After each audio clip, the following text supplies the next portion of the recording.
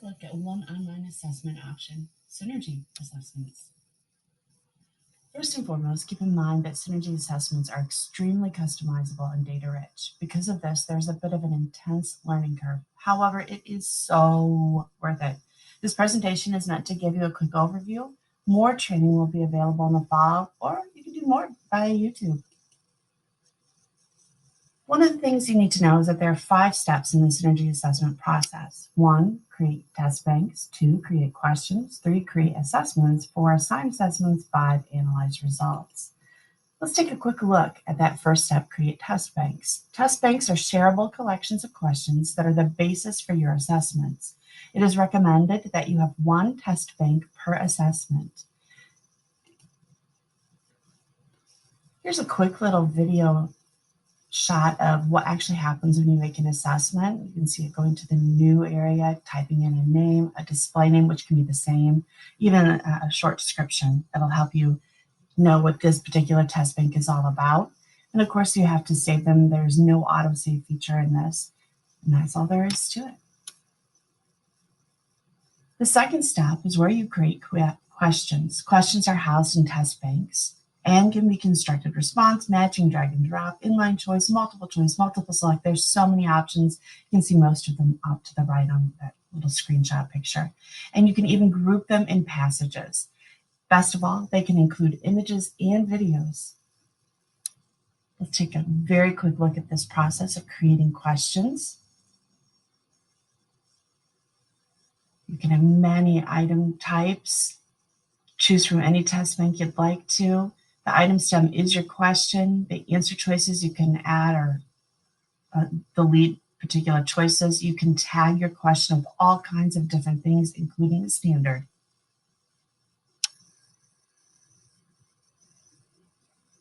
The third step is where you create assessments. The assessments are actually created from your collection of questions, your banks that we've just been talking about. It is easiest if your questions are organized in test banks that reflect just one assessment. So 1 test bank equals 1 assessment, and you can click to select question by question or even select all of them, which is the most easy way to actually create your assessment. Let's take a quick look at that process. So we're going to make a new assessment in this little quick video, putting in the name for it, choosing a test bank. So many different settings that you can choose for it. You can add different accommodations like calculators, text to speech. You can tag the test with different things. You can select multiple test banks or just one. And the easiest thing to do is to select all questions from it. And then you'll have to click save, and we're ready for the next step. The fourth step is to assign the assessments. Assessments are assigned by scheduling, and really you schedule it right after you make the actual test. You can control when the test will become visible to students. You can assign in a secure browser mode, meaning you lock down all the other tabs. There are many features available during testing. You can randomize question order, open up navigation, do text to speech, add a calculator. That's just a few. There are so many things that you can do. Let's take a look at assigning assessment. So we've just finished our test. We're clicking the schedule button. Everything, it gives you another option to kind of give one more pass over on things. You can push it to your gradebook, pull it to your gradebook. I usually push.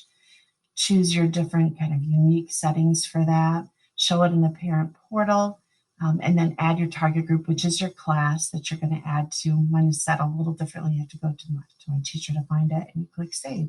And then it's scheduled. There are a few more steps in between, but really when you get down to it, of course, you want to analyze results, and that's what Synergy is so very good at. The real-time results are handy, and final item analysis results are full of info, including who answered what, percentages, and detailed statistical analysis. Taking a quick look at some of those features, you can look on the completed tab for any test. Look at live details, even if it's not so live, giving you a quick look at how they're doing. Or if you go back to the assessment dashboard, clicking on this completed tab, going underneath options, you can also look at results analysis. In the results analysis, it will load up first with a lot of different quick graphs that you can take a peek at. My favorite, though, is underneath the navigation menu, going down to question analysis, looking in depth at each question. So it'll show you the question that's actually asked, and you can highlight over anything to see how people did. So how do teachers actually use Synergy assessments? No doubt, most often teachers use Synergy assessments for their summative unit tests. Sometimes they are being used for formative assessments, quizzes, exit questions.